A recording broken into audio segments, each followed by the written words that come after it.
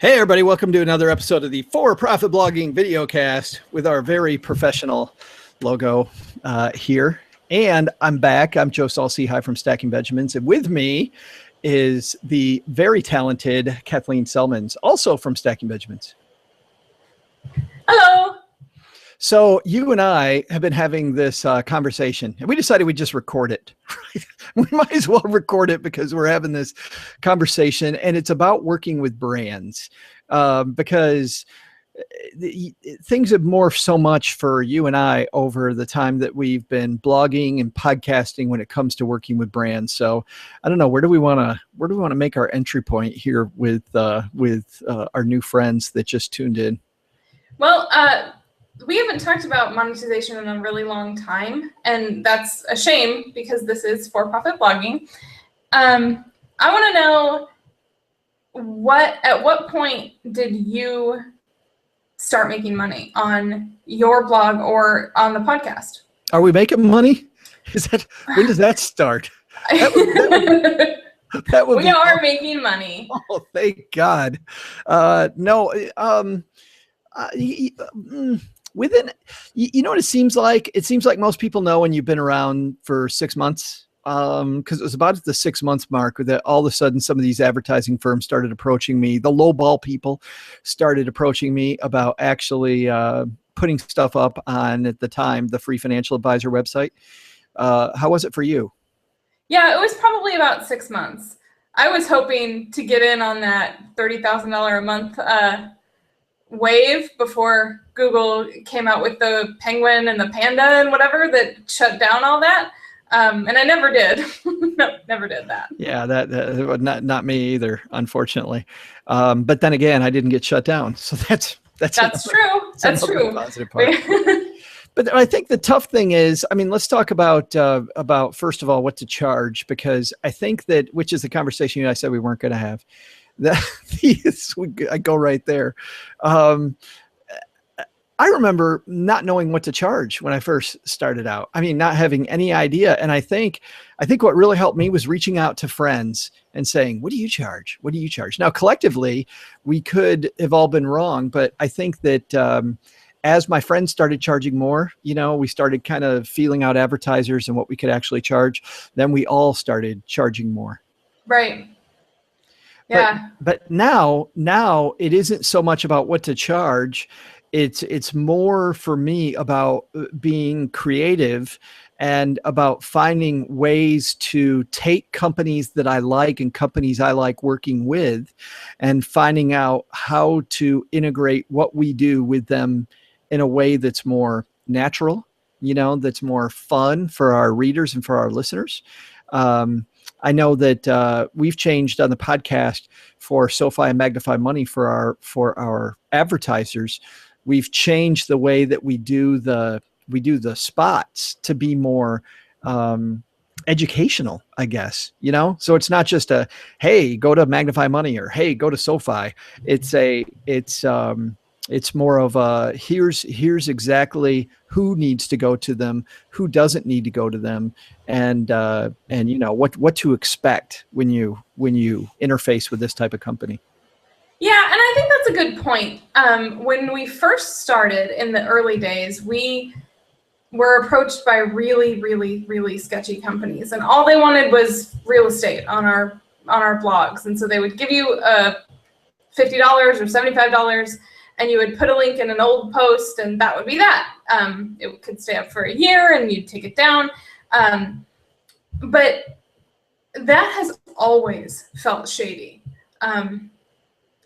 It maybe because it is, and yeah. I think because really for $50 you're leading your readers to places that you're not really sure where they're going to go. I mean, right, or you're recommending something that you wouldn't necessarily recommend. Or I remember one of my posts was somebody wanted a link about retiring in the Isle of Wight, which I don't think anybody would ever go to Frugal Portland to do. I mean, Portland, Isle of Wight, I see the connection. I had to look up where that was. So we didn't mean to. Isle of Wight Chamber of Commerce, if you'd like to sponsor this, we're more than happy to look it up. Looking it up is no problem at all for us. But I think not just because we're charging more, but we are, but because the way we're working with brands now is way more above board. We're reviewing products. We're talking about why people should check something out. We're recommending things that we use. Magnify Money isn't just something that sketchily put their ad on our website. They're actually a very cool resource for comparing and getting the best deal. Yeah, and that was an aha too, especially when it came to Magnify Money. Just hey Nick, if you're watching this, Magnify Money, because we're pimping this game right now. But I approached them about becoming my sponsor, and I think that is a great way to go for working with brands. If you've got a brand that you really appreciate, approach them, and say, I think that our brands would get along really well. I think I'd be a great spokesperson for your brand. So how can we work together? I mean, I was surprised. What was it now? 3 years ago at FinCon, I walked up to Fidelity Investments, the big monster mutual fund company. And I said, hey, we never had a sponsor on the podcast. I like Fidelity Investments. I said, hey, would you like to sponsor my podcast? Thinking there is no way Fidelity Investments is going to sponsor my show. And what did Fidelity say, Joe? They said yes. Now, they only did it for a short period of time, and I didn't charge them hardly anything because of what I was really interested in was social proof, right? I just wanted to say Fidelity Investments. I wanted to say Stacking Benjamins is presented by Fidelity Investments. Bam! All 6 of our listeners now think we're a big deal. So that was exciting. But I mean, that was a big lesson that it wasn't it wasn't about how big the company was. It was, is our message right? And because I'm a former financial advisor and obviously OG is a current financial advisor, that's who Fidelity wanted to be seen with. So it ended up working out, well for them because it cost them next to nothing, and great for us. And that's another thing to keep in mind, that no matter what it sounds like when you're approaching a brand, no matter what you're asking, you are probably asking for less than a rounding error for these big companies. There's Fidelity, for example, spends jillions of dollars advertising on TV. They take Super Bowl ads out. So why not, from their perspective, why not test out the waters with a couple of $100 here or there on sponsoring different podcasts? It's an awesome idea for brands because we are, as bloggers and podcasters, we are influencers. We have listeners that listen to us and do follow our advice. We have bloggers that read, or we have readers that read our blogs that listen to what we do and follow in our footsteps. So keep that in mind. Yeah, I think that I think the thing to do, make sure that you're very professional when you approach them. Don't make it can't be an emotional. It should be personal, but it shouldn't be emotional when you approach the brand. It should say specifically what you think you can do for them and what you're offering. I would look into a media kit, and there's lots and lots of places that will show you how to make media kits. I don't know. Do we have an article yet about making a media kit? We do. I'll link to that. All right, good. Fantastic. This for-profit blogging thing is a great resource. It really is. And speaking of that, by the way, somebody in FinCon just today in the FinCon space, and by the way, if you're someone who is in the financial space, you want to get on that page. But they were talking about places for images, and they weren't linking to us. We have one of the best pages of anybody about where to go for free stock images. So we need to link to that also. Yep. Anyway, you know what the big aha for me is, though, is to make the relationship with brands good, not just for the brand and for the money, but because it makes If it's a great relationship, it makes you look good.